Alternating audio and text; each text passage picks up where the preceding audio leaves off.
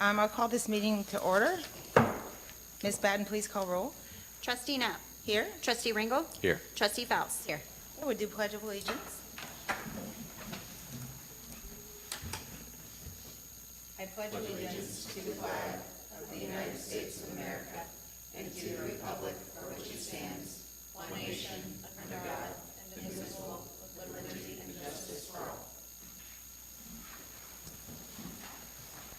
So the first item on the agenda, are we doing the CBDG Yes. first? Okay, the first item on the agenda is the Delaware County CBDG Urban County Program. Come on up. Good afternoon. Eric Hostetler with the County Commissioner's Office. I'm a Deputy County Administrator, and thanks for inviting me to speak with you this afternoon and for putting me at the front of the agenda. I really appreciate that. I have a brief presentation prepared that I've sent. I promised not to take a long time.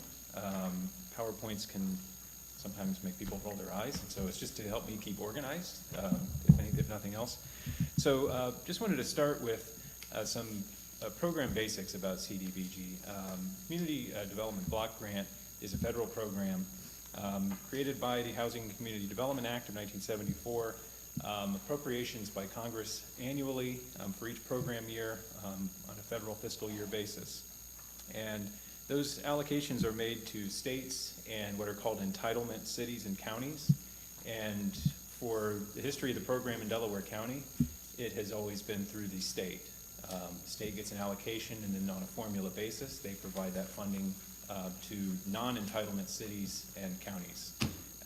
Delaware County, based on the 2020 census, has now got to the point where they can qualify as an entitlement county, and that's why the notice that came from our office was sent earlier this summer. The program objectives on a national basis are to benefit low and moderate income persons, aid in prevention or elimination of slums or blight, and to meet a need having a particular urgency. And that last one could mean flood mitigation, public facility improvements, disaster remediation, or other threats to health and public welfare. Now, the Delaware County CDBG program, as I mentioned, has always been a state allocation. This is our first opportunity to get a direct entitlement from the federal government. With the state program, it's administered through the State Department of Development, and our allocations from the state have typically ranged between $100,000 and $300,000 for each program year. And through the direct allocation, if we had full participation, our allocation directly from the federal government would be over $800,000. So that gives you an idea of what the difference in funding might be for the program. The program, as run through the state, has citizen participation requirements. There's public notice and 2 public hearings. The first hearing is for kind of a general discussion about the program and what the amount of the allocation might be and potential projects that could come up. The second public hearing talks about specific program and project activity proposals. And only after having those 2 public hearings could the county initiate an application and file it. And so that requires that we have ideas and input from communities to be served. And just a little bit of program history. I went back, there were records to 1997, but the clear records that I was able to find were from 2002 forward. And so I've provided a separate table with that program history. And the communities served include cities, townships, and villages. And I have on that table each activity, the community that, sometimes the activity would describe what community it was, but I added that column just for clarity. And then the dollar amount from CDBG. And sometimes these projects would actually be more than the CDBG allocation, and the county would either make up for that through the revolving loan fund or private donations, maybe were for a project, or the community served might have some portion for that project. So these are not necessarily overall project dollar amounts. These are just the amount of CDBG funding for each of the projects. And as we get toward the more recent years, 2012 forward, I had details on the persons served. The application for each of these projects requires that there be a determination of the low to moderate income individuals that are served by the project. And the reason why I wanted to make sure to include that where I had that data available is because a lot of the conversations I've had with other communities, well, we don't have any qualifying census tracts. We can't really use this funding. That's not necessarily true. Obviously Delaware County is the wealthiest county in the state, but we still have low to moderate income people who reside in every single one of our communities. And you can see that some of these projects were to serve as few as 27 people. And so there are projects that can be done in any community. You just have to find the right project. Looking through the data that has all of the different projects, those are primarily for public infrastructure improvements, but there are some targeted projects for low to moderate income individuals. Senior living facility in Ashley has gotten some funding over the years. There was also, let me find it here. Weather radios specifically for low to moderate income individuals. That was a funded project. A bus pass program. And so it's not just public infrastructure, but as you're looking through the list, primarily we've done public infrastructure projects over the years. Another component that I did not include in the table, but in each funding round, the county also uses CDBG to fund its fair housing program. And that's where we receive complaints from the public if they're having a dispute with their landlord or they're having impediments to access to housing. We field those complaints and then connect them with different resources. And so that's another part that the program funds. And then also income from the projects, we've established a revolving loan fund. We have a housing revolving loan fund and an economic development revolving loan fund. And again, as I referenced earlier, some of the projects actually get funding from both CDBG and the county's RLF. So moving on to urban entitlement, I think what I want to emphasize is that the projects and the program looks almost identical. We're talking about a difference in where is the money flowing. And instead of coming through the state allocated to the county, it's coming directly from the federal government. But everything else would essentially be the same. So the county has to develop its own program plan. We have to administer it directly instead of having administration through the state. But it would be the same project eligibility requirements and along with an opportunity for increased funding, as I already detailed. And so the proposed program, if we are qualified, because this is, we have to file our application and we have to actually qualify. We're eligible, but we have not qualified yet.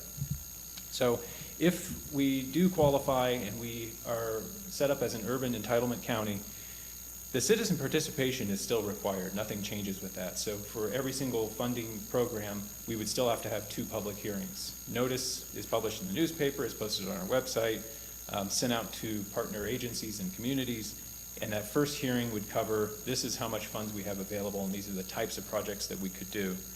And after getting that input at the first hearing, the second hearing would be to talk about the specific activities that we would like to fund. And only then would we initiate projects. So a key component to that is getting input from the participating communities. And so I also wanted to make sure to address a few specific questions. Trustee Faust had sent me an email, and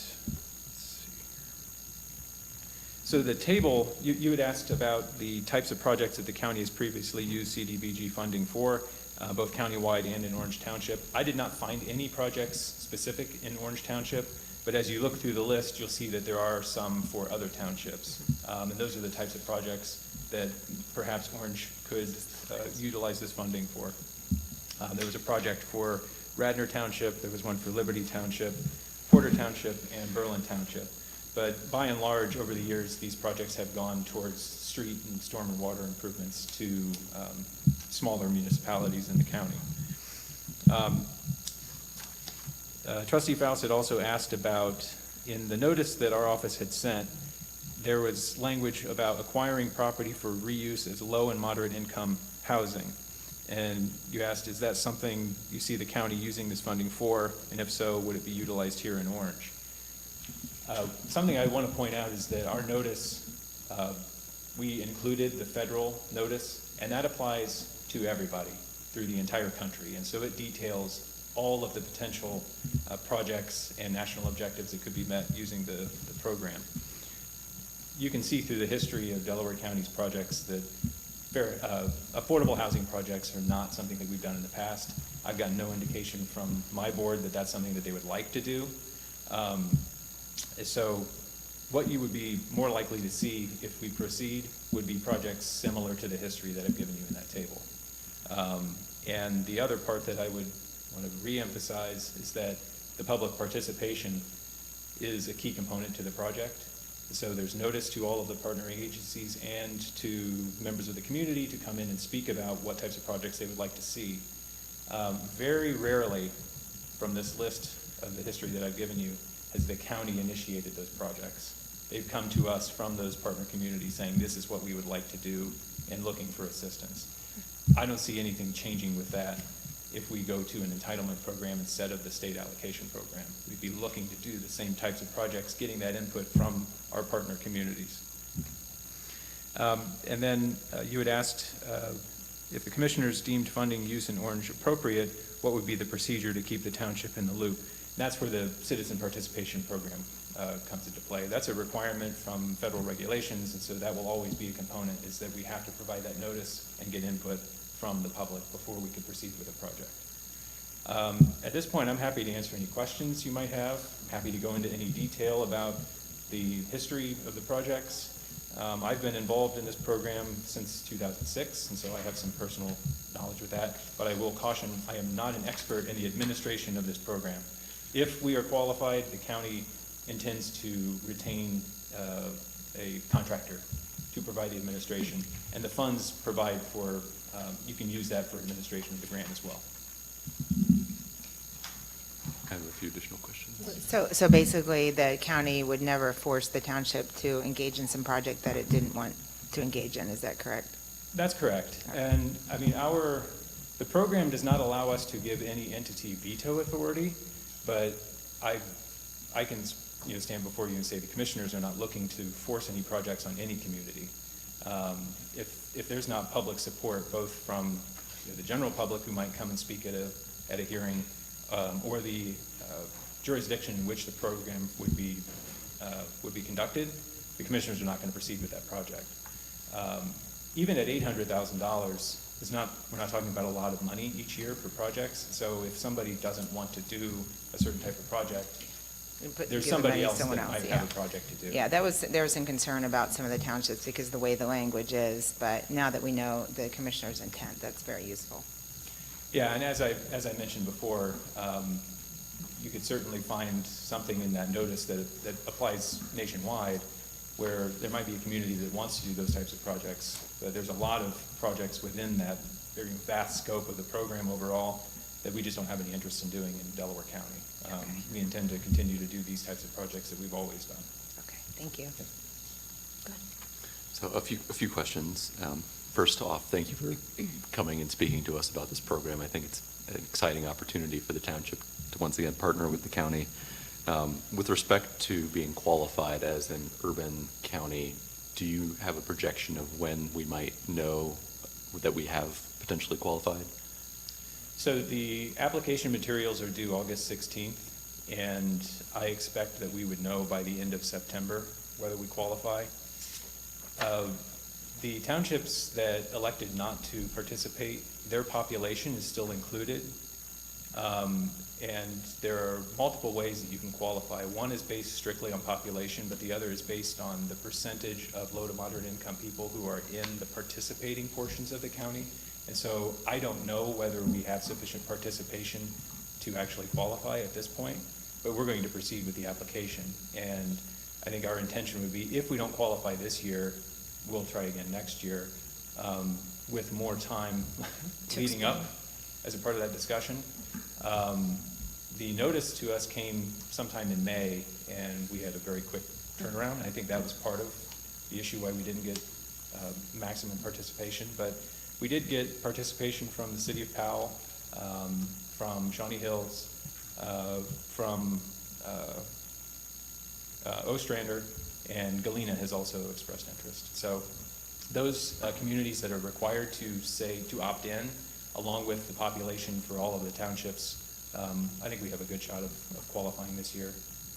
Okay. If we hypothetically qualify, what would the application timeline look like for next year or whenever it would be operable? For actual program activities? Yes. We would probably be looking to do our first public hearing sometime at the first couple of months of 2025, and the second public hearing probably sometime in May. And then with the funding decisions being made in June. And then at that point, the county would enter into any necessary contracts for those program activities. So that's kind of the general timeline. We have typically done program activities the year after the funding year indicated on the table. So the 2002 program activities were actually done in 2003 and on down the list. And so there's kind of a lag. The funding comes based on a fiscal year for the federal government. So we're getting that decision in October or November, and then we start with our process. But the first step for the county, since we have never qualified as an entitlement county, is we have to actually develop our own plan. And so there will be public input on that as well. So that's why we're going to have some delay before we get up and running. That's due by next May. We would have to have it in place. Okay.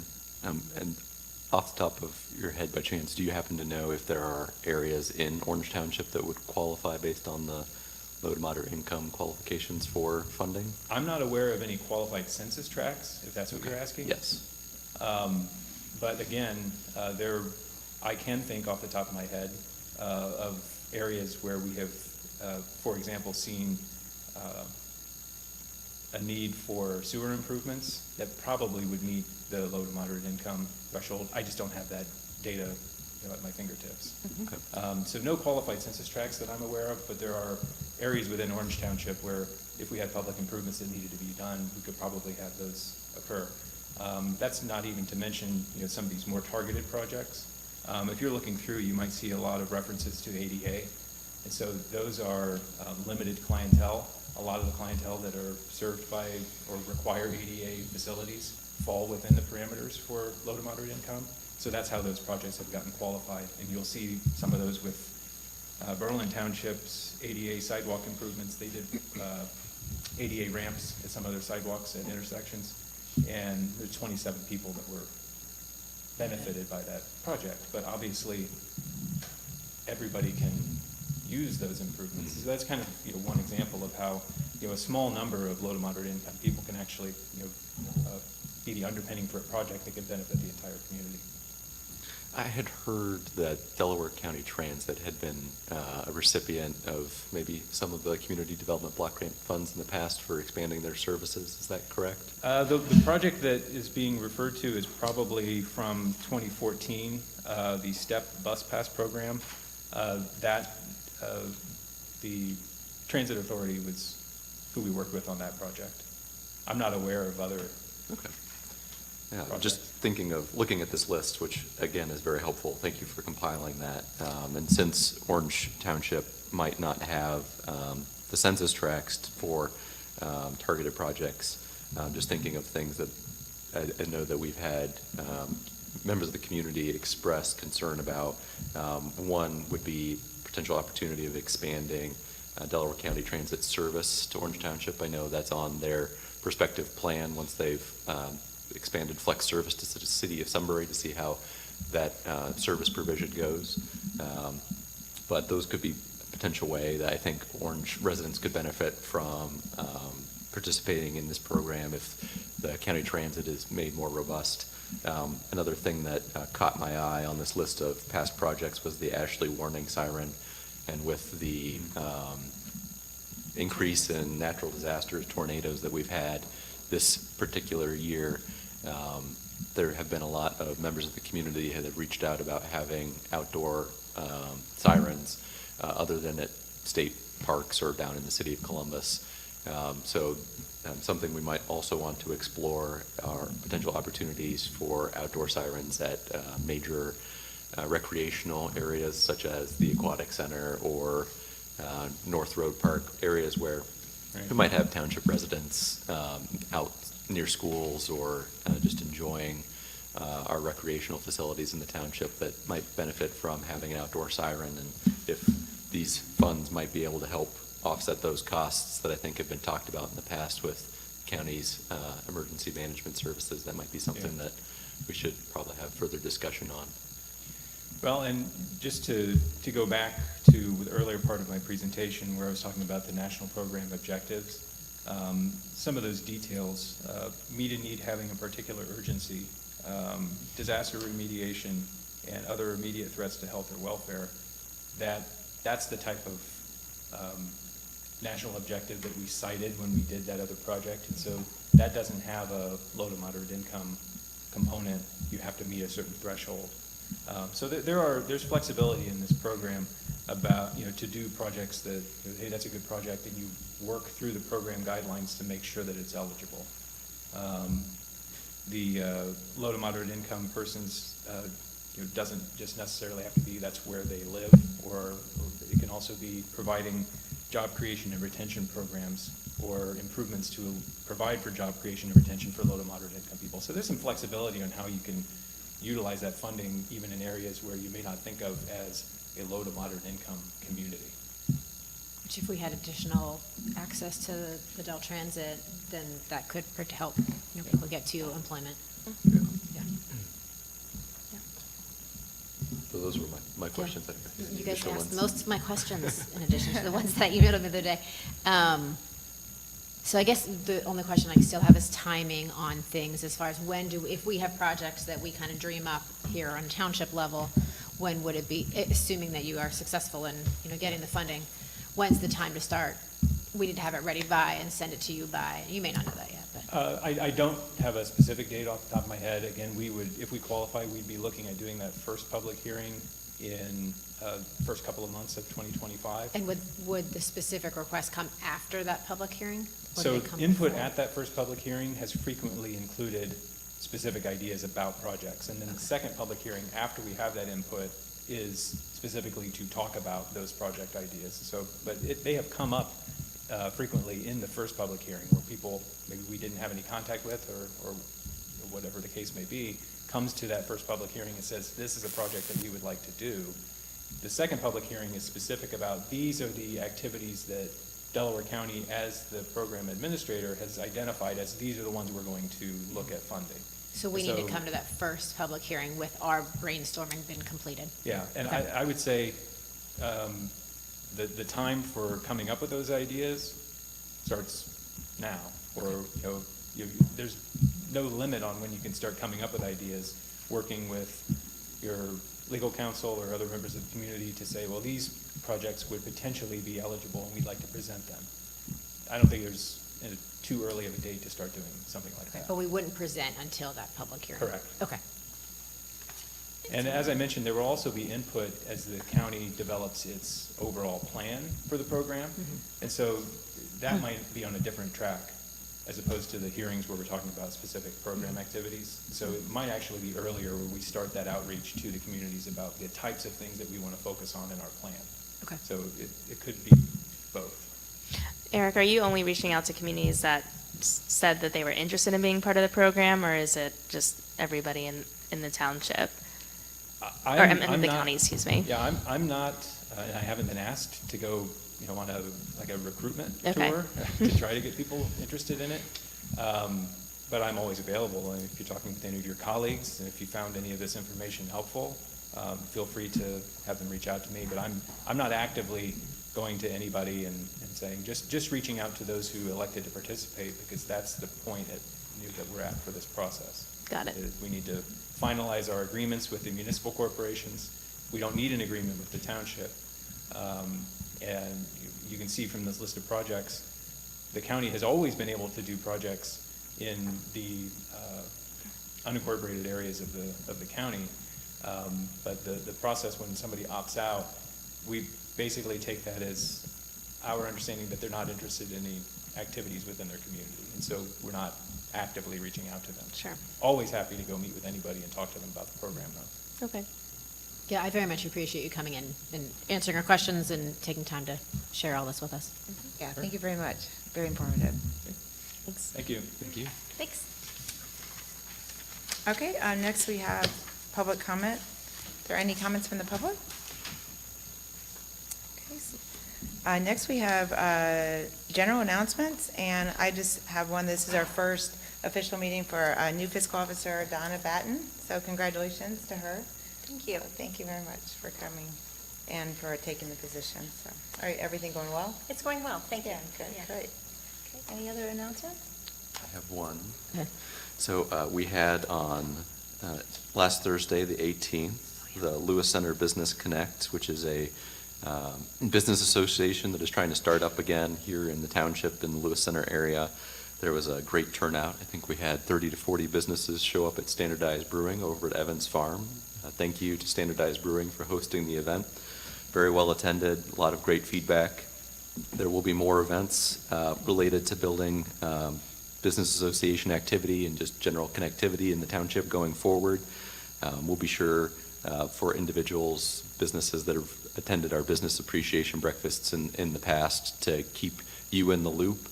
But please consider getting involved because I think not only will you be able to better build your business, but being involved in the community will help grow a great community.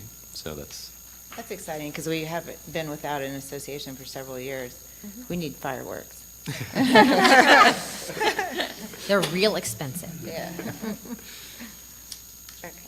And then we Anyone had our else? shredding event on Saturday, and it went great, and, yeah, staff did great. Fire Station Unit 3 was with us, so thanks for lending them to us.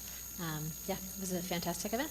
We did a different location this time. We had it at Township Hall, which I think Sydney and Michelle agreed worked well, and probably recreate next time. Yep. And next year, I think we decided, we talked about, and well, obviously when we get to events, but once a year event, just, yeah. Okay, and next we have agenda changes. I do have a handful. So under the consent agenda, the bottom two property acquisitions that you see for Marianne, Hildebrand, and Acorn Farms, the account will actually be coming out of ARP for those. And then we do have an additional consent agenda item for Reichland Construction. Under fiscal report, I have an item B that is to revise and/or increase permanent appropriations. And then under administration report, I do have a resolution for support of the local government fund. That's all I have. Any other changes?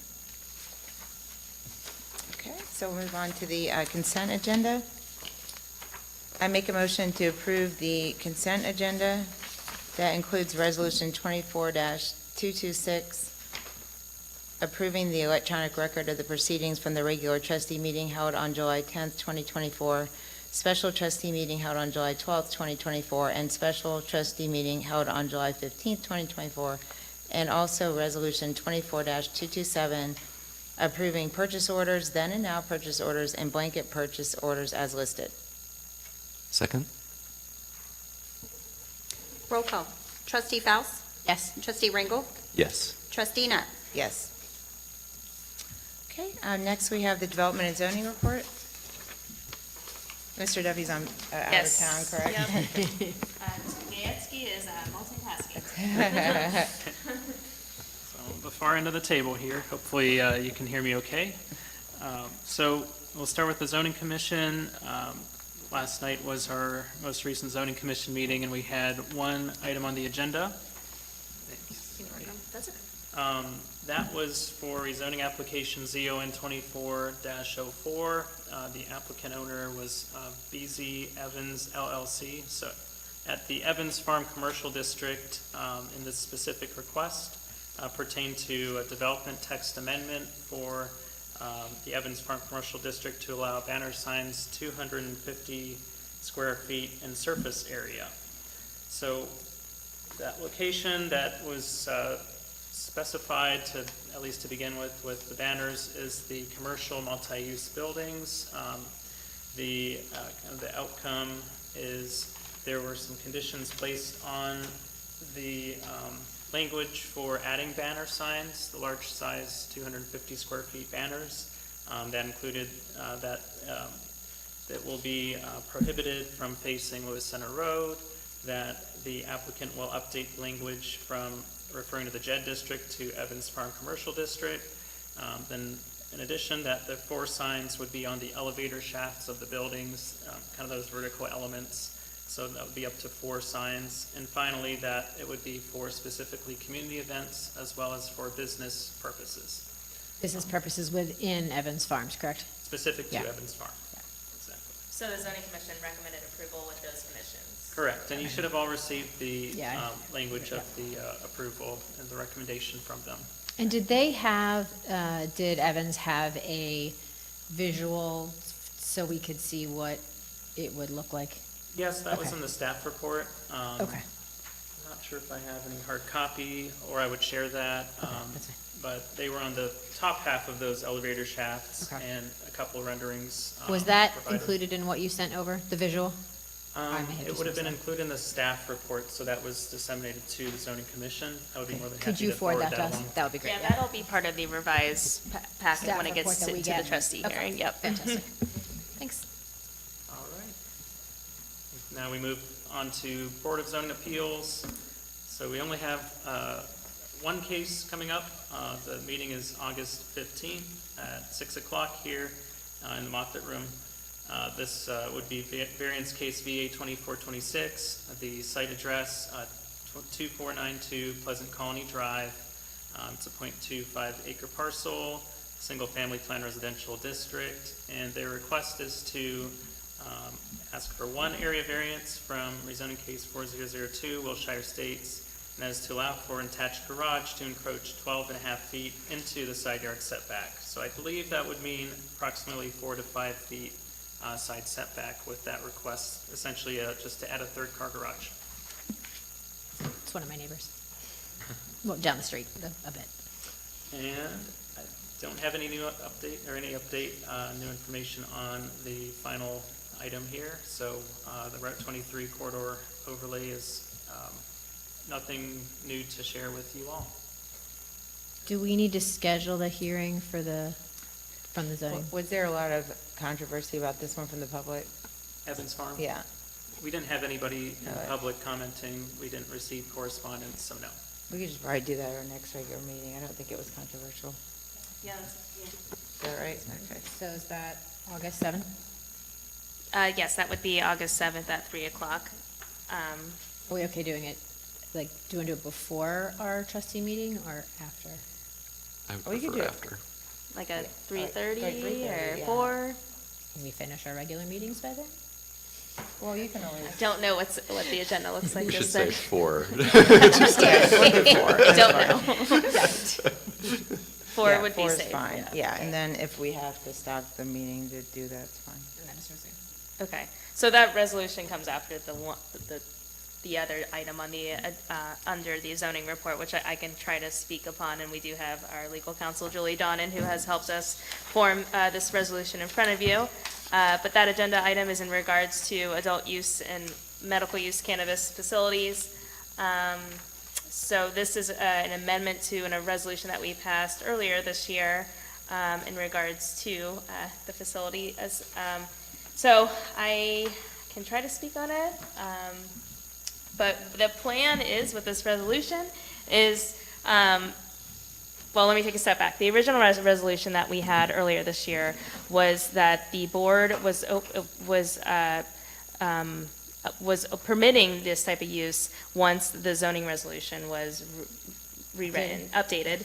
And so because of the timing of the zoning resolution, which we believe is going to be really starting the process towards the end of this year, we've had users reach out to us to try to address this earlier than at the time the zoning resolution will be updated. So this is a solution to that that's in front of you. So this essentially provides that these facilities are permitted, and it is defined as either retail or a commercial establishment. Am I saying that correctly? Yeah. Okay. And just to clarify that, because there are a variety of different facilities, just dispensaries. I'm sorry, yes, dispensaries yeah. only, not manufacturing or cultivators. Yep. This is just for a dispensary, so where you can purchase the product.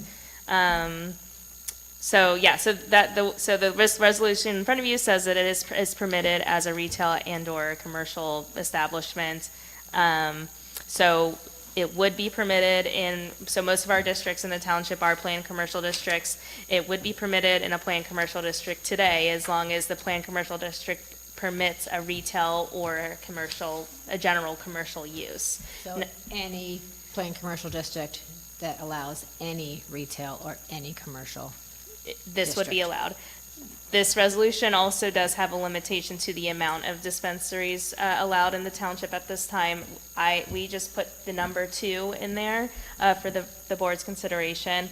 That can be changed, but that's what we have proposed. Now, we do have quite a few planned districts that are very specific to that development, for instance. So if there is a planned I'm just speaking hypothetically, if there is a planned district that only allowed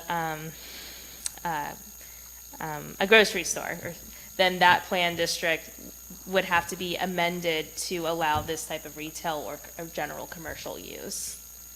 So the property owner would have the responsibility to file that amendment and take it through the legislative rezoning process.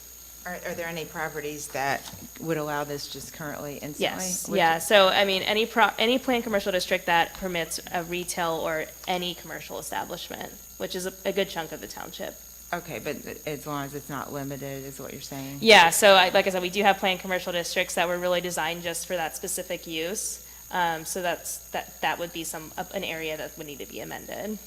And one additional comment on that, even if an existing planned development permits a retail use, again, just because it's one retail use worked for that operation, if a dispensary were to come in, they'd have that retail use, but maybe the overall plan, if there was a site plan that doesn't work for them or that sort of thing, they still would have to go through and potentially get a zoning amendment to the development plan. Just wanted to add that clarifying comment. So you're saying if the building was like the wrong size or the Yeah, not so enough it has to parking or- comply with, we're not changing development standards at all, we're just discussing just the use. So if somebody comes in and they want a building that's 55 feet and our height is 50, then they'd have to file either a variance or an amendment to the zoning plan. Okay. Absolutely. And then if this were to be approved, what control do the zoning commission and trustees have over, like health, safety, and welfare? If this came before them and then we had a lot of public comment that people didn't want it there for whatever reason, we could deny it? Correct. What this does is it permits a total of 2 dispensaries in the township. They'd be identified as retail or commercial, unless an existing development plan meets their needs. The applicant would have to go through the development plan process, and your resolution would require a hearing before the zoning commission and trustees. Potentially, depending on the significance of the amendment, it can go through regional planning as well, so. But if what I heard Michelle say is there's a number of properties within the community, currently they're just say retail or just say commercial. Yeah, so if it's So they could just change and become that. So if it's a planned commercial district that permits retail or any commercial establishment, and they comply with all the development standards, meaning building size, height, architectural standards, setbacks, what have you, then that's an administrative approval that's held at the zoning office, and there's no public hearing involved. That would be maybe at a strip center, what that already allows Or retail. it could even be a new build. Have we identified those areas of the township? There is nothing definitive at this time, but the 2 sites that I've been in recent question for is a property on East Powell Road towards, actually really close to IKEA. That site is actually in a planned commercial district, but that planned commercial district only permits daycares, so they will have to amend the zoning and go through the legislative process. The other site in question at this point in time is on 23 in Orange, next to the Ninja Car Wash. That would be new build? My understanding it would be a new build, and it does permit the use there, so as long as they comply with the development standards, that is an administrative approval. So no input from the public? No. Is there a way to make it so there's always input from the public? At this time, no. No. So we're not allowed to select a certain area where we allow this, then we have to put it into the zoning resolution, Yeah, I mean, I right? think what we could do in the future is make it a conditional use of some sort, or special, conditional use that goes through the BZA, but that's not in our zoning code at this time. Is it in the rewrite at all? That is part of the proposal, yeah. It is part of the, Mhm. It will be, within the use we have like a use use table table. and, yeah. So that would be its own unique use, so that Right. does not, because right now, it doesn't fall into anything. So today, we're proposing that it falls into retail or any commercial establishment. so we're really making a decision from right now until the new zoning code is amended. Correct. However, we could have two businesses come in that time, assuming we choose two as the correct number, Yes. and then at that point, we have our two and then we're done, but we've, Good. Yeah, I mean, I think in the zoning, we could still keep it at that limitation of the amount and be done. Mhm. That is something we could look at too. I just wanted to clarify on a slightly different topic. We are requiring that any dispensary join our joint economic development district as well. That's correct. That's good. And so it's my understanding there aren't very many licenses, and it's pretty limited. And if you have a current medical, I think that you get a preference to getting the recreational. Is that correct? It does seem like it's a pretty hot commodity. Yes. And there's it sounds like the state is starting to go through the process, so it sounds like if folks don't have their ducks in a row, then an applicant could lose out on, could get passed over and someone else goes down the line on the list. and do we know from just chatting off the cuff with some of the other communities around us, my understanding is they are at 0 is what they're allowing. Well, Not even all of them. township-wise, I'm not, Township. yeah, I believe that's the case. I know Worthington just approved one. I mean, and Columbus will. What about limiting? Do we have two different users, or do we know they're interested, or is it just one? What about limiting it to just one? I don't know. I mean, we can do that. We can always amend this to allow two, is that correct? Personally, I think we shouldn't be picking winners and losers by, if we know that there are potentially two applicants for. Do we know that? Is that true? I will say, we've gotten several inquiries. We have been working a little further with two in particular. Is it two separate? Are they separate businesses? They are. Okay. But then we won't know how it goes unless we test one out, I don't know. But Yeah, I mean, if we there are get- two we get- separate, if there are two separate companies, but currently interested, Yeah, like I said, the zoning office gets general inquiries very frequently, because there's companies that are trying to figure out what communities are going to allow it, and then, so I don't know the ins and outs of who's involved with that, but there are two users in particular that we've gotten more details on where they want to go and how they want to do it. And is there a limit per county on the number? There's not. I don't know. That would be for your perspective, in terms of you could pick any number. Right. You could pick an unlimited number. But I would imagine that the state has some sort of restriction in terms of the location. It's kind of like a liquor license, right? Yeah. Like, there's only so many Yeah, that. there's only so, and you would think that two would not want to locate in the same township. You'd think if there'd be a lot of competition, since there's not very many licenses. I do believe, the very limited knowledge that I have, I do believe that there is some component about, perhaps, in terms of the location, there might not be able to be another one within a 1 square mile. Yeah.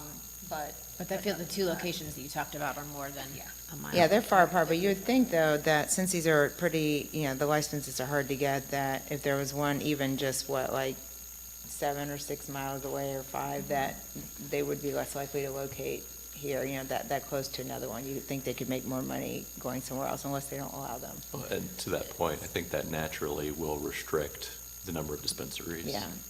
Due to the fact that there's a limited number of licenses. I think there are state restrictions on what they can be located by, including other dispensaries. And they're So- very expensive.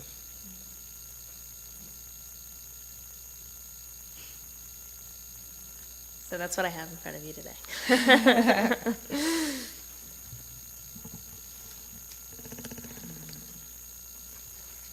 Anyone have any thoughts? I think the first question is, what's the correct number?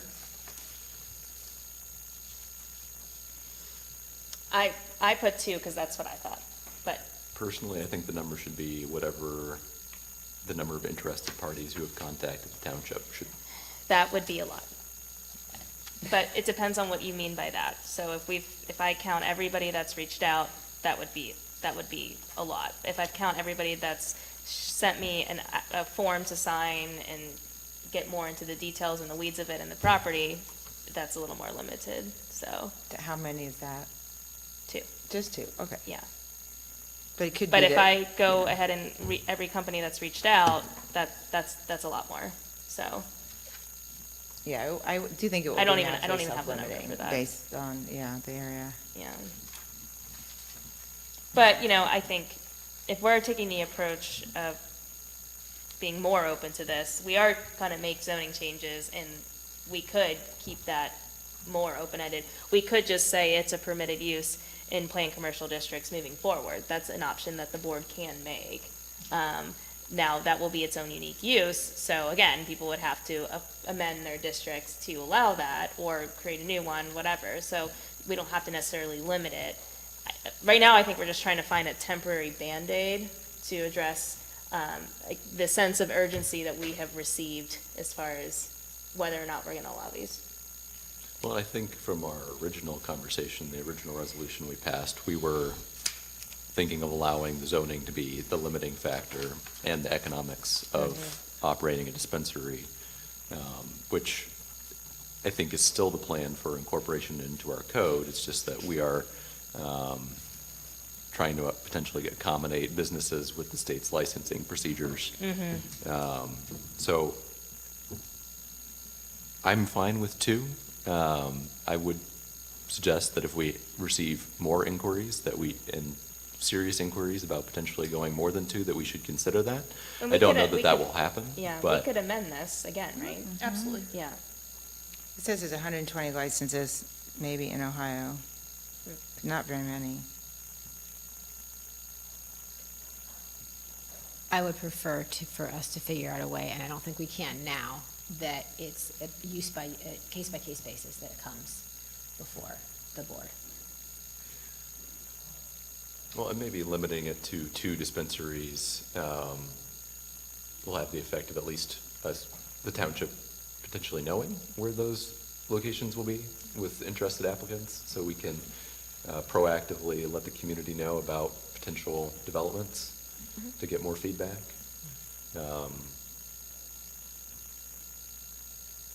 They'll also be a member of the JED going forward, so that board will also have some, But once they've started, not as they're just like right. planning to come.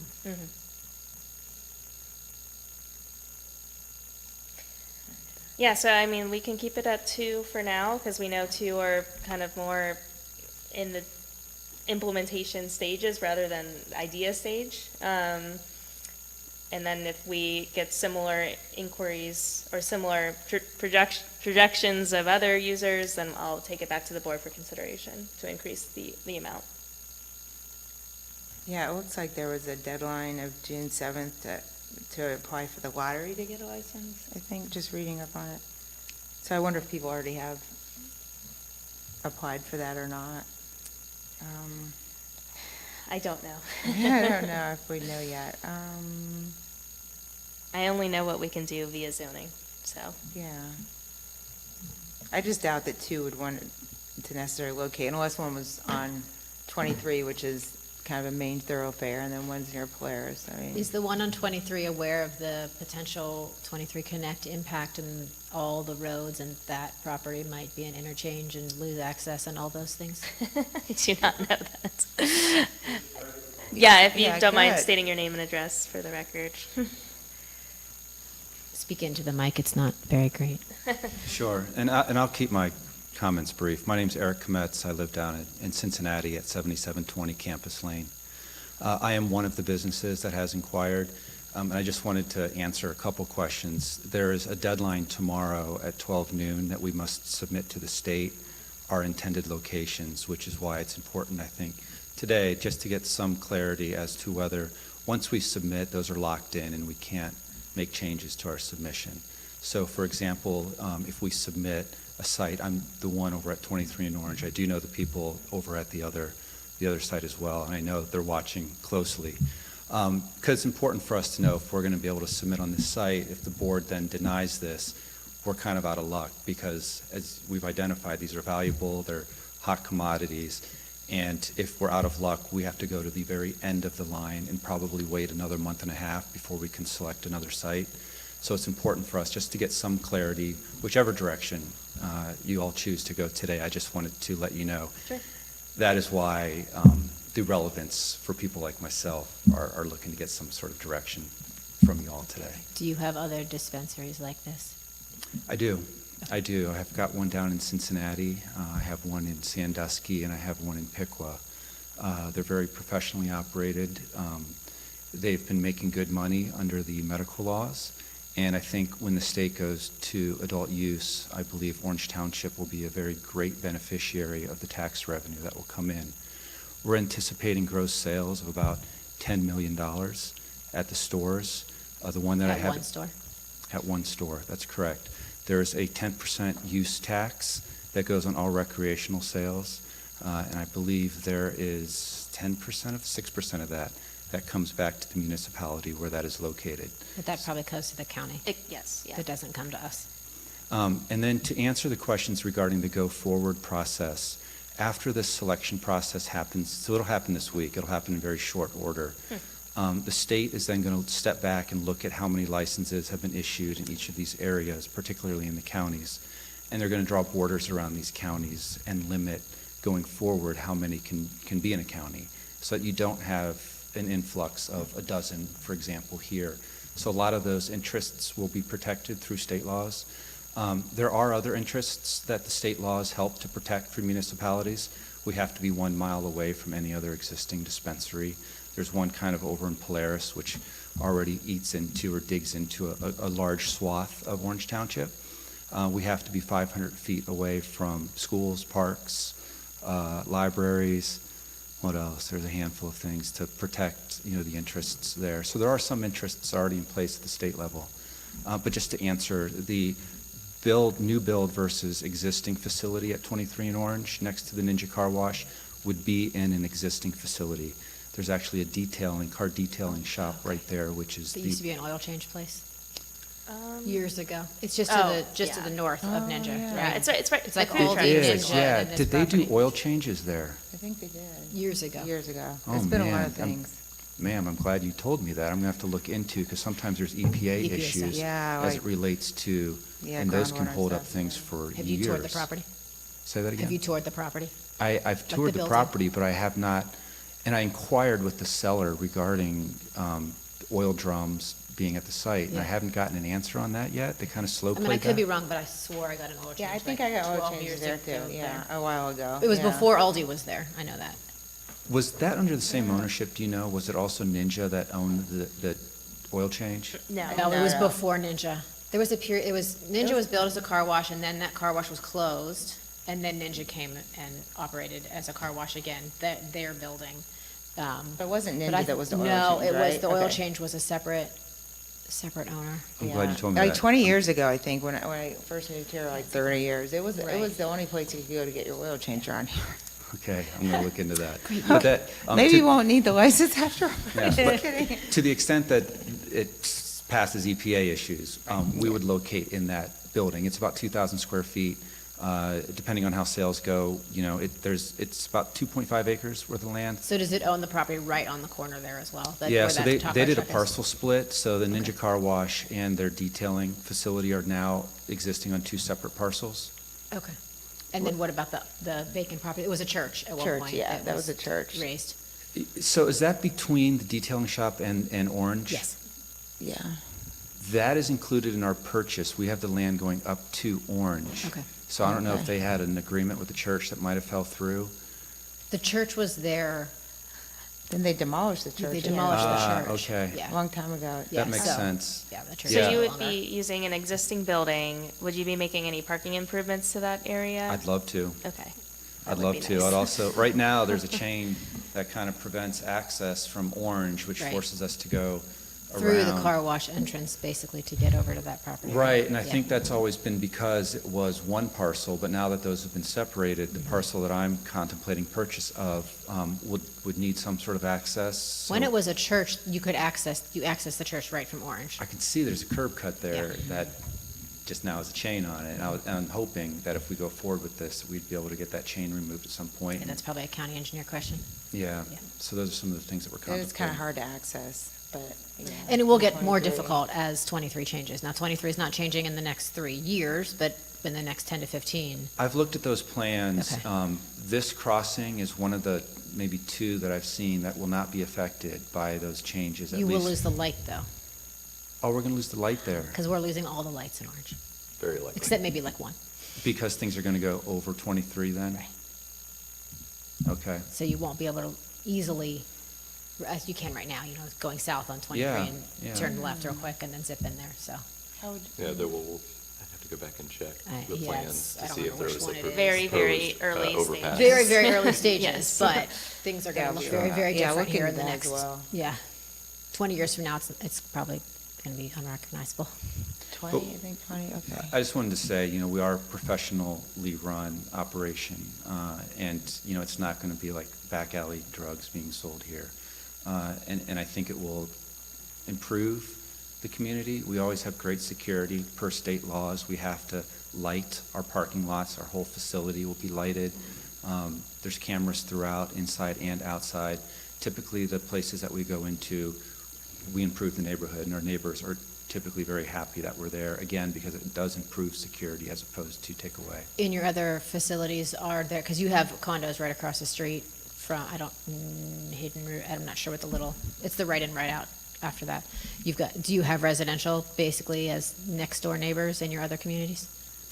In Sandusky, we do, yeah. We're right off of Route 60, no, I'm sorry, I get all the state route names mixed up, but we're on a corner, and we do have residential right next to us. Okay. They were initially concerned we had put a drive-through in there, and they were concerned that the drive-through lights at night might impact them, but so far there hasn't been an issue, and Sandusky has worked with us on Would this that. one have a drive-through? Not at the moment. I mean, we'd contemplated, the drive-throughs just got permitted recently in the state of Ohio, so I'm still gathering data. It's actually preferred by some of our customers, just because we're dealing with patients who have PTSD and some other issues, and walking into a confined space, a lot of times they would prefer to just call ahead. The drive-throughs are not like a McDonald's menu, like you have to order in advance. It's more like when you go to a pharmacy to pick up a subscription. So these are just for customers who order in advance and then come through and pick up. But we find that a certain clientele of customer would much rather not interact with people or go into a space. Sure. Yeah, and it probably wouldn't be too intrusive, Now, what about design? Your building design, are they professionally done? We have a very nice Absolutely. community here. The one that we have in Cincinnati was a new build, and we spent about $8.2 million on building it out. It's a beautiful store. These look like Apple stores on the inside. They're very clean. Very proud of our designs, yes. What about the exterior? If you're using the existing building, how would you improve it? A lot of Yeah, garage doors. I'd have to talk with our architectural team, honestly. I mean, it's been a lot of steps just to get up to here, and before paying for those additional professional services to get that looked at, I wanted to make sure that we're actually moving forward on there. But it would be professionally designed. Which building is it? Where is it out on here? That little tiny one? It's about 2,000, it's Is 1,950 it? It's so square feet. small, okay, so, Compared to the car wash, yeah. yeah, wow, it looks so tiny on there. Okay, so that would be sufficient for your use, and you would improve it to make it look nice? Absolutely. We do have a lot of signage restrictions here also.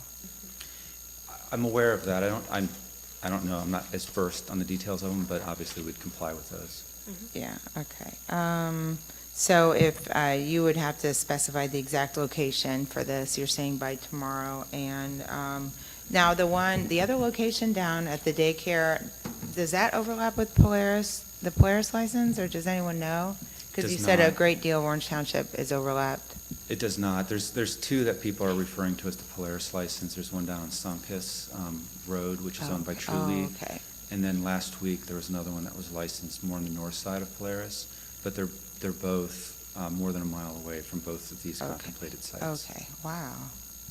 Okay, so those are close together, all right. Well, close together depending on what you consider close. Yeah, kind of close. That's what seems like a lot within a small area. And I did research on this a while ago, and there was no increase in crime, and that, like you said, there was a lot of security procedures. And one of the at the OTA Winter Conference, I took one of those seminars about it too, and so it seems to be a pretty. I mean, I would probably never personally use it, but I know a lot of people that do, and they have said that they would support one of these in this area, so. It passed, 57% of Ohio voters passed it. A recent poll that came out 2 months ago is showing that more people consume cannabis now than alcohol, just for health reasons, no hangovers. I mean, I Yeah, could it's get really into it. popular, And- yeah. But if there's any questions, I'd be happy to answer. If not, I really just wanted Yeah. y'all to hear some information. I heard y'all struggling with a couple things. And you would, Thank you. you would be in the JED, right? Yeah, you would agree to be in the JED? The- Absolutely. Okay, all Absolutely. right, so that would be some, wow, geez. I guess I'm okay with two. I doubt two would want to locate here, but I'm okay with two. Erica, you're okay? But with- I'm okay with two, I'm okay with the JED. Overall, I'm morally opposed to the whole thing, so that's my, You're okay with zero? I'm okay with zero. But you only need 2 votes. Yeah, it did pass, and in Orange Township, I think was it 55%? All but 3 precincts. Okay, yeah. Voted to approve. Yeah, it's pretty popular, so Just I let know me the if you town. need anything else from me. Thank you I'll Yeah, very well, much. thank you very Cell much. phone. We appreciate you. Do you have a card you could leave with us? Do you have contact information or a card or something you could leave with us? I don't, but I can leave it with you. Would you do it? That'd be great. Just write down, okay, cool, thanks. Thanks. Okay, all right, any more discussion? So I just, it would be Resolution 228. Is there a 229 that's missing? Yes, there is. I Okay. just got notice for that. So the 229 will be to schedule, if you can just say to schedule the zoning hearing, and then we'll do that at the, Okay. I apologize that's a for good that. idea. I don't know where, it just, I don't know, it disappeared. Maybe there was a 229. Yeah, could have been. Let's see, okay, I make a motion. Oh, you're saying the 228's missing from the, So on page 3, the resolution for this cannabis is on here, it's just the resolution just number is missing not. the 228. Yeah. Oh, gotcha, okay. Yeah. I see. Okay, make a motion to approve Resolution 24-228, a resolution amending Resolution 24-058 related to medical marijuana and adult use cannabis operators, cultivation, dispensing, and processing pursuant to Sections 3796.29 and 3780.25 of the Ohio Revised Code. Second?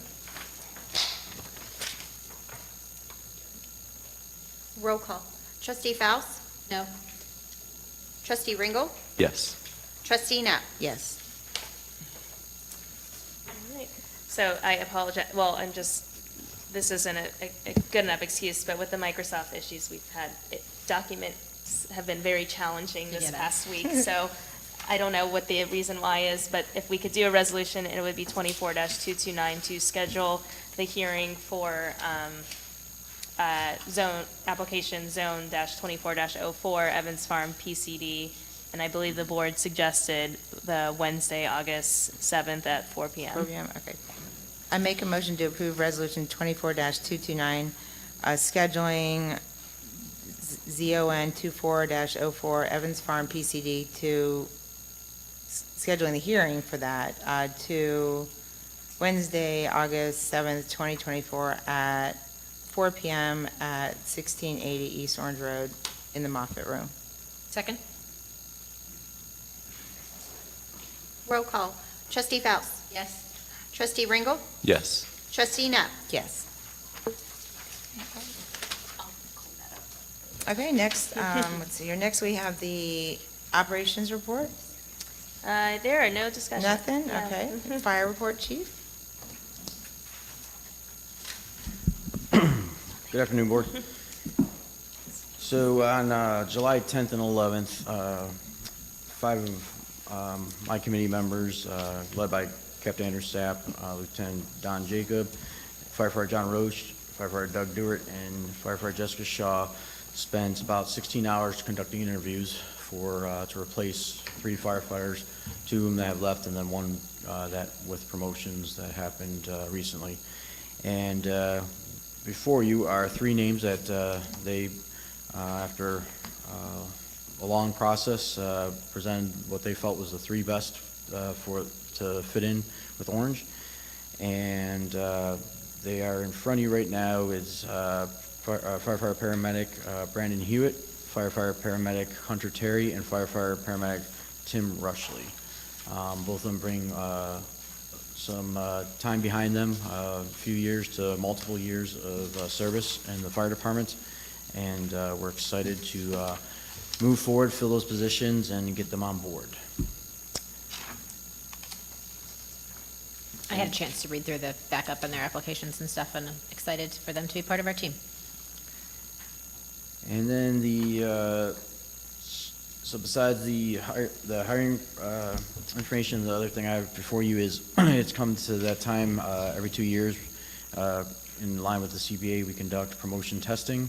So before you is the agreement with our resource management consultants, same group that we used 2 years ago. They did a really good job. Everybody was happy with the process and how it went. So we are looking at bringing them in October to once again conduct the evaluation for lieutenant and captain positions. And that is all I have for you tonight. In the backup, you guys included, they included what the different stations that they are tested on, and that was very detailed and, Yes, it's a very good process. Scenario- It's putting a in very scenarios quick and- process. yeah, it's great. They're very happy with it. So, Yeah. but yes, that's. And so for that, everybody retests who would like to be considered for that promotional list, basically. Yes. So even if you tested 2 years ago, if you want to still be on that consideration list, you test again? That's correct. Okay, and it allows other people to do it as well? Yep, once Okay. they come up to the time that they're eligible, which is for lieutenants 5 years, and after they've been here for their 5th year, they're able to test. So we'll have some that haven't tested before this year. Thanks. Any other questions or comments? Okay. I make a motion to approve Resolution 24-230, appointment to position of full-time firefighter paramedic Brandon Hewitt. Second? Roll call. Trustee Faust. Yes? Trustee Ringel. Yes. Trustee Knapp. Yes. I make a motion to approve Resolution 24-231, appointment to position of full-time firefighter paramedic Hunter Terry. Second? Roll call. Trustee Faust. Yes? Trustee Ringel. Yes. Trustee Knapp. Yes. And I make a motion to approve Resolution 24-232, appointment to position of full-time firefighter paramedic Timothy Rushley. Second? Roll call. Trustee Faust. Yes? Trustee Ringel. Yes. Trustee Knapp. Yes. We make a motion to approve Resolution 24-233, approving and authorizing the fire chief to accept the proposal with Resource Management Consultants LLC for the fire department promotion testing process and authorizing the issuance of a purchase order in the amount of $16,997. Second? Roll call. Trustee Faust. Yes? Trustee Ringel. Yes. Trustee Knapp. Yes. Welcome to Team Orange. Yeah, Thank you, well Board, done. and I'd also like to publicly thank the 5 individuals out there on the committee. They've been part of the committee now for pretty much since I've been here, and they've done nothing but turn out really great candidates, and we've had great success. So I do appreciate the 5 of them taking the time to put a lot of effort into this. Yeah, So. thank you very much, guys. Was that something that you put in place when you got here, or was it already in place? So they've always done interviews, and in the process they did, it was a little different, but we've kind of streamlined it to where I have 5 individuals, they do it, I stay out of it because they work with them. They're the ones that are gonna, eat dinner and sit at the table with them, and that's their choice. They bring it to me. If there's a decision that they have to make between 2 because they're tied, that's when I'll do another interview. But so far, everything they brought to me, it's been nothing but great. We've had really, really good success. That's good. So. Good to hear. And next we have the fiscal office report. Ms. Batten? Good afternoon, trustees. The first item on the fiscal report this afternoon is going to be the DORA for the Evans Farm. And Administrator Bonnie is going to help me out with this one. Yes, thank you. We are at the final stages of this process with the Evans Farm DORA. We have our legal counsel, Chris Betts, here for any assistance if you guys have any questions. But just to give a timeline of what has happened, so we filed it with the board at the June 4th meeting. We then sent out the notices, the proper notices, and then that application has been held at the fiscal office for anyone's review. At the regular meeting on June 18th, we then had a public meeting just to have open discussion, comments, feedback, and then now we're here today to render a decision. And Mr. Betts, if you have anything else to add, hopefully I captured that well enough. Assistant Prosecuting Attorney Chris Betts with the Delaware County Prosecutor's Office. I'm here with Casey Thompson today, who's one of our interns. Oh, hi. We've worked on this DORA application that came, and welcome, Fiscal Officer Batten. Thank you. Glad to have you here today, glad to have you on board. But we worked on this. The application was obviously submitted by Evans Farm, and then it came before the board via the fiscal officer, which is required by statute, your former fiscal officer, Lisa Kraft. And my understanding is that the board went ahead and had that initial meeting on it. Before you today is the resolution that we drafted to go ahead and approve the Evans Farm DORA. It's per the application. The resolution includes everything that needs to be submitted to the Department of Liquor Control and the Department of Public Safety Investigations Unit to go ahead and get this finally approved with the state. So you have everything in front of you at this point. I'm here to answer any questions that you might have about the process or the resolution or anything that needs to be submitted to the state. And nothing changed on their application since the last time? No.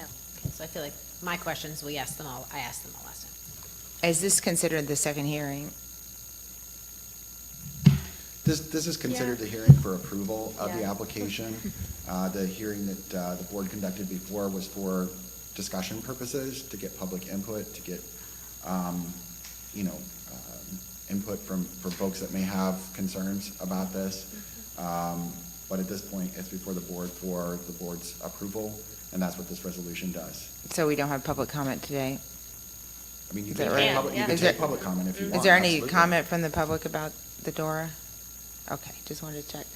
And is it correct that, this is a pretty pretty broad language compared to some places that I've seen, a lot of cities. So is it correct that if there ended up being issues or problems, it's pretty much 24/7 everywhere in Evans Farm. It's pretty permissive. It's correct that if things became an issue, then we could limit the hours for the DORA in the future? I didn't put together the application for it, but the application does include specific hours. That's a requirement for the DORA. I don't recall off the top of my head specifically what those were. I could look in here real quick.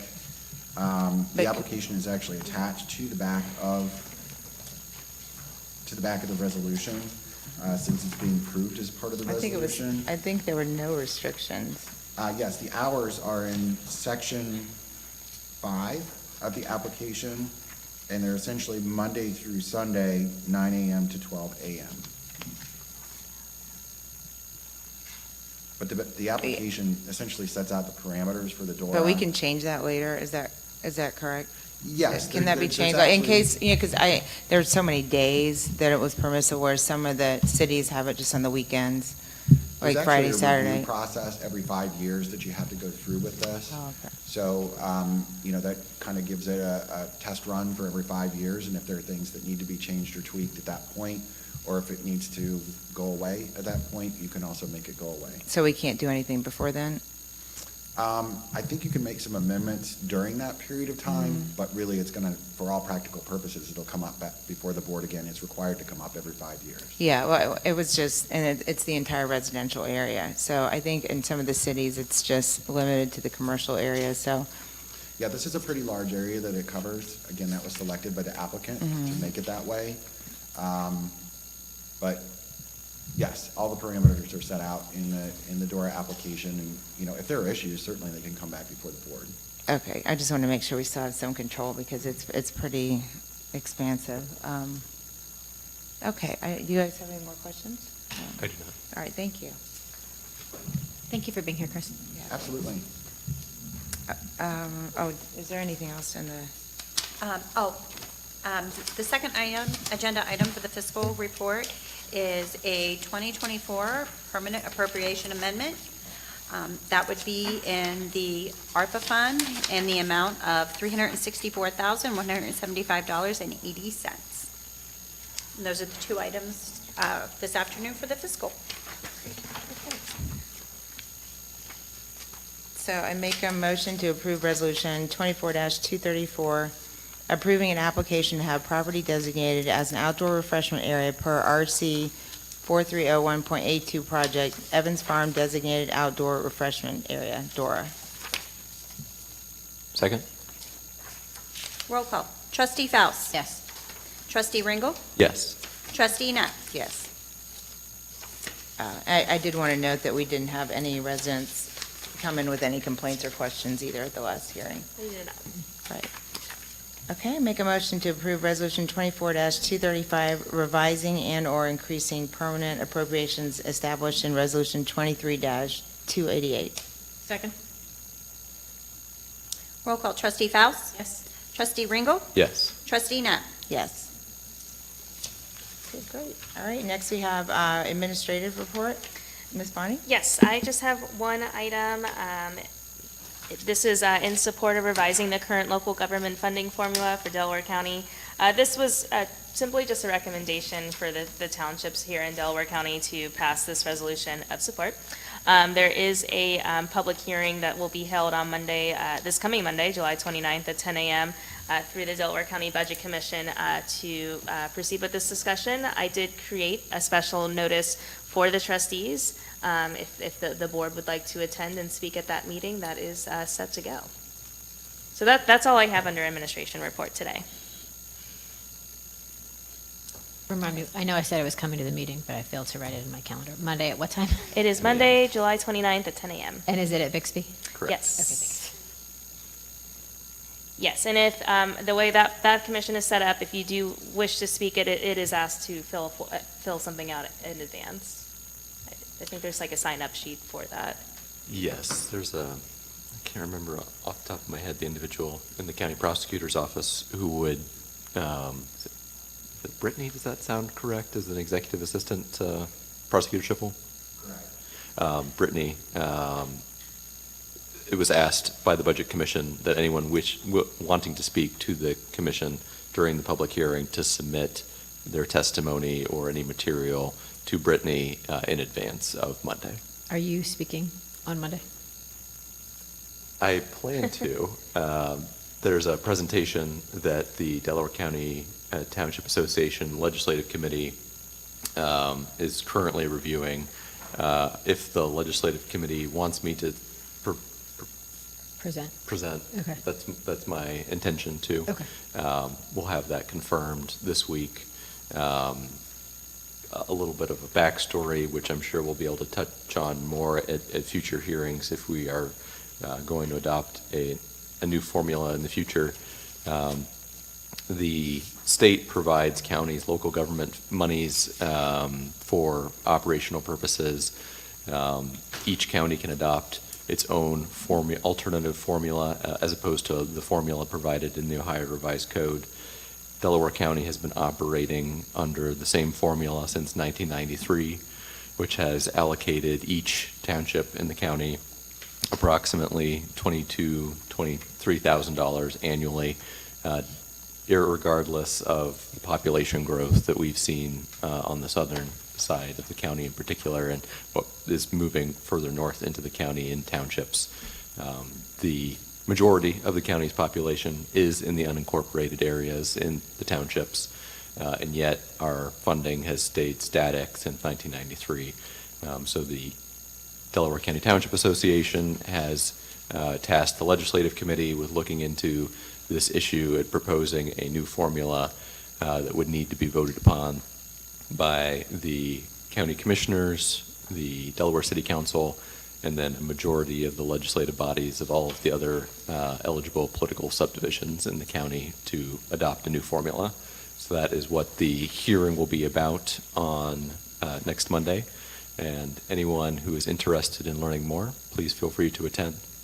And my understanding is you've done a fair amount of work on this, so thank you for your Thank you for your all your hard time work. and energy. And I was able to come attend the commissioners meeting. I believe it was Monday, and a number of trustees, maybe about 4, spoke obviously in support of this. Just kind of giving a brief overview. The commissioners have received, I believe, our information and are in the process of reviewing it. So, In order to approve this, does the city of Delaware have to vote yes? Correct. So even if all the other entities, so we'll vote on this? Do we vote on this later? In order for a new formula to be adopted, a majority of townships, villages, the city of Sunbury would need to approve the formula. So I would hope that if there was a new formula, that the county commissioners, Delaware City Council, and the Delaware County Township Association, acting as a liaison on behalf of the townships, in particular, could agree to, that Orange would approve it as well. Okay, but the city of Delaware has to agree to this? Correct. Okay. All the municipalities, right? Or No, just the city of just the Delaware city, and okay. the county commissioners. They have you could look at it as a veto vote. Okay, understood. and am I correct in thinking, and I could be incorrect, that the revised, there was like a Plan A and Plan B. So Plan B keeps Delaware City whole, or doesn't impact their funding too much, or I could be wrong. Like I said, I could be wrong. As a preview of what you'll hear Monday, the Delaware County Township Association Legislative Committee met with County Administrator Davies to discuss Plan A, which was to keep the county either at its current funding level, or there was an offer of some additional funding to the county. The county communicated back to the Township Association that they were comfortable staying at their current level of funding. That proposal would have removed some funding that exists currently to the Preservation Parks District, but then it would have treated all of the other political subdivisions in the county by giving them approximately $25,000 as a base level of funding, and then the remaining formula funding would be distributed per capita, including per capita to the city of Delaware.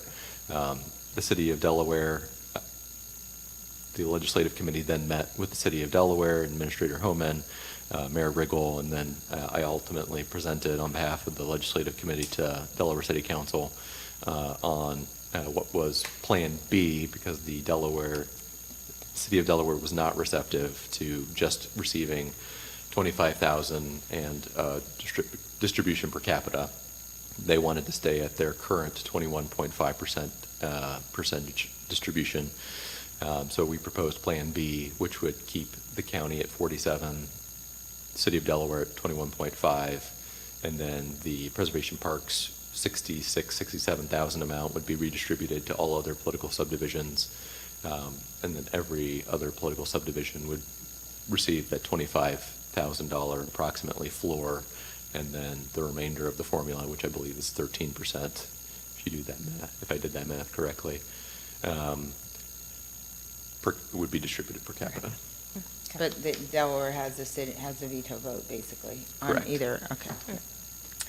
Thanks for all your work on that. Yeah, thank I know you it's very been much. hard. Yep. That's all I have. Okay, I make a motion to approve Resolution 24-236 in support of revising the current local government funding formula for Delaware County, Ohio. Second? Roll call. Trustee Faust? Yes. Trustee Ringel? Yes. Trustee Nutt? Yes. have executive session. Ms. Knapp, I would like, when you, after you say the resolution, if we can also add Mike Krimnitzer to that. I forgot to add his name to the invite. Okay, are they all going in at once, or? No, we'll do it All separate. separately, Yeah. okay. I make a motion to approve Resolution 24-237, enter into executive session. Do I need to read these? Yes. Oh, always, right, Yeah, A okay. and B, yep. Okay, to A, conference with the township attorney concerning a dispute that is the subject of imminent litigation pursuant to Ohio Revised Code Section 121.22G3, and B, to consider the appointment, employment, or compensation of a public employee. Second? Roll call. Trustee Faust? Yes? Trustee Ringle? Yes. Trustee Knapp? Yes. And invited to attend the board's executive session are Ms. Batten, Ms. Bonnie, Chief McNeil, Mr. Bowers, legal counsel, and Mr. Kremitzer. Thank you.